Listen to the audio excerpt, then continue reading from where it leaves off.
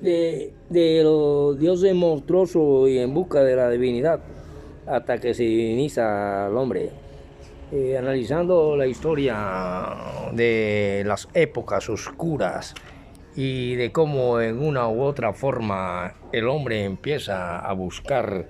mirando al cielo y mirando a lo que le rodea, una divinidad. Y esa divinidad nunca aparece, esa divinidad el hombre la crea, esa divinidad empieza él con diferentes culturas y en diferentes culturas a crear los dioses antropomorfos, monstruos, animales de diferentes formas y maneras, hasta que logra lenta y pausadamente con el tiempo y los sacrificios a esos monstruos y a astros como el sol, la luna, etcétera, los relámpagos, los truenos. Llega un momento en que aparecen las edades oscuras,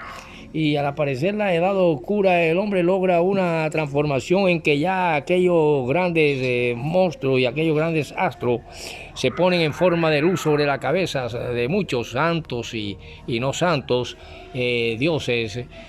antropomorfos, en busca lenta y pausadamente de una divinización del hombre, y llega a un momento en que ya aquellos monstruos se convierten en mitad hombre y mitad animal. Por ejemplo, en Egipto, en Asiria, en Grecia y muchas partes de la tierra donde el hombre adoraba alguna forma de astro, hasta que va lenta y pausadamente a convertir los animales en dioses antropomorfos, aquellos monstruos de mitad hombre, mitad toro, mitad serpiente con cabeza de mujer, y etcétera, etcétera. Y en busca el hombre de esa divinidad, no la encuentra sino al paso del tiempo en que se crea un dios mitad hombre, mitad bestia, y pasan los astros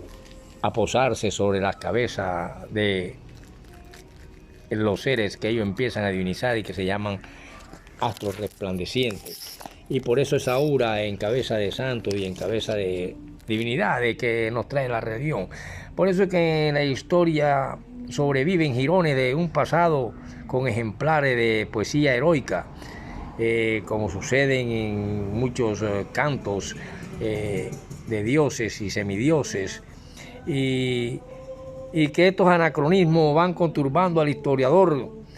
y va entrelazándose con las famosas rasodas y con los historiadores oyentes, y así se van buscando paralelos y van apareciendo en las literaturas, y hasta que llega un momento en que nace una doctrina y nace un hombre ya divinizado,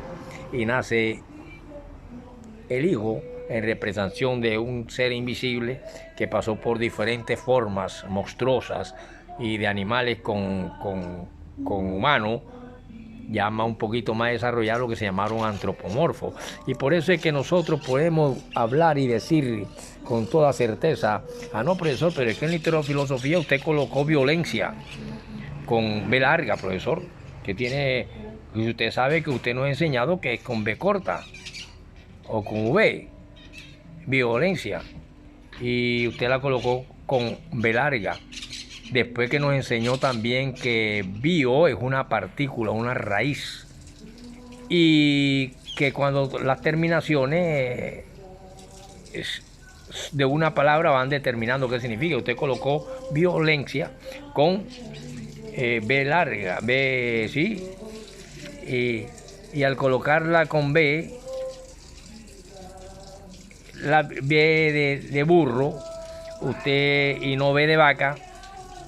ya la palabra se transforma, porque la partícula de la raíz bio significa vida.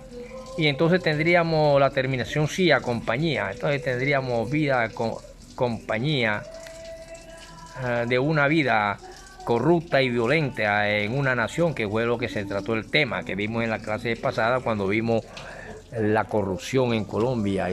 y sin ley y sin justicia. Entonces estas cosas pasaron en la antigüedad, de cuando era fácil decir: tráeme ese niño hijo tuyo que tiene apenas unos 4 o 5 años, hay que sacrificarlos al Dios,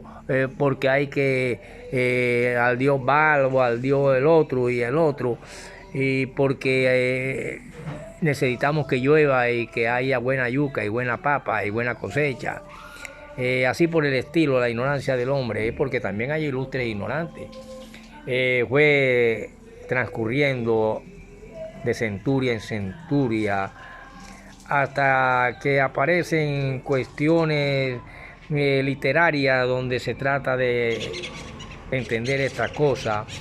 y donde no se exige un rey débil, porque un rey débil no podía superar durante largo tiempo la oposición de poderosos rivales o de enemigos extranjeros. Por eso es que vemos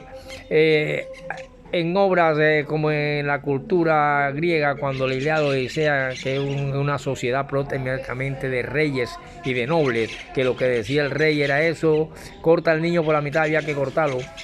y de nobles, que era una aristocracia que tenían otras funciones y que formaron junto con el rey la famosa aristocracia. Que poseían mucha tierra y muchos rebaños, llevaban vida de esplendor y de lucha.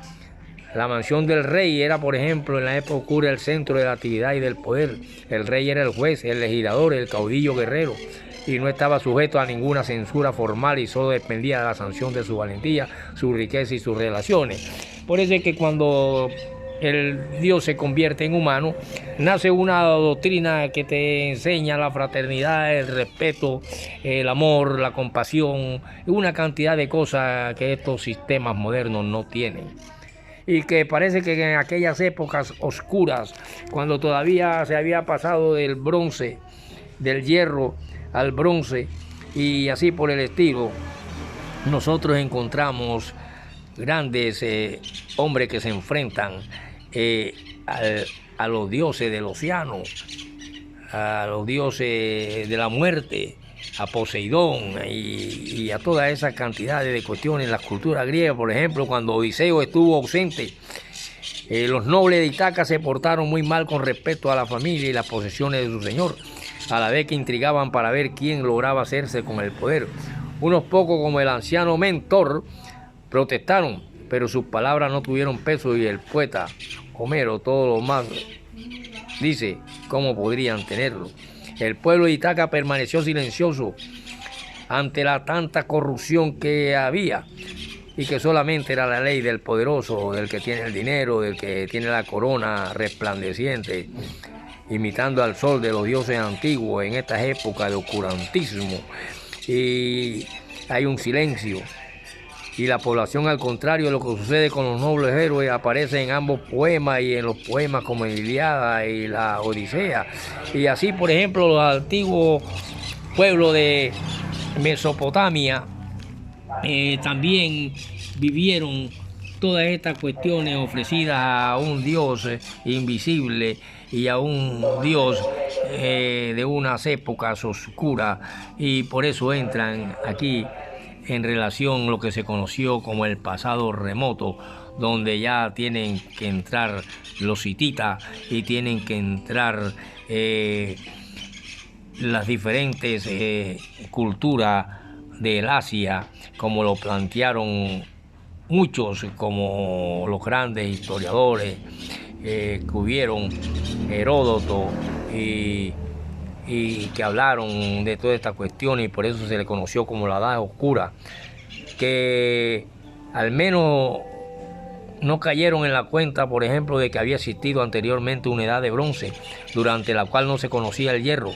y por eso Heródoto pensó que las pirámides mismas habían sido construidas con instrumentos de hierro, o bajando más al fondo de la Edad Oscura. No advirtieron tampoco que la cerámica, con motivo geométrico, era un producto típicamente griego y no obra de bárbaros. En resumen, los mismos griegos posteriores no conservaron memoria alguna de una civilización micénica muy distinta, y que esta cuestión de Micenas y Pilo, por sus antepasados y predecesores, sin soluciones de continuidad en cuanto a lo social y la vida del espíritu, no pudieron precisar en lo biológico, y en esto se equivocaron. Y durante siglos lo único que pasó fue los intereses corrientes y los cultos de diferentes dioses, hasta que llega un momento que aquel dios mitad hombre, mitad animal, se convierte en hombre totalmente y dicen que Dios se volvió hombre. Por lo tanto, en los cultos y en las ceremonias y en las instituciones civiles se trataron de relacionar ordenadamente los hechos del pasado. Y es aquí cuando nosotros vemos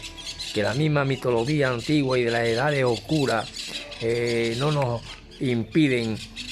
nombrar la presencia de hititas y de cultura del Asia Menor, también con sus diferentes dioses y dioses invisibles. Hasta un momento, pero hubieron que pasar todas aquellas épocas oscuras y aquellas evoluciones de dioses hasta llegar a dioses mitad hombre, mitad bestia, y llegar a un hombre totalmente humano, que se conoce como la doctrina del cristianismo. Continuaremos en la próxima para poder darle forma a estas cosas.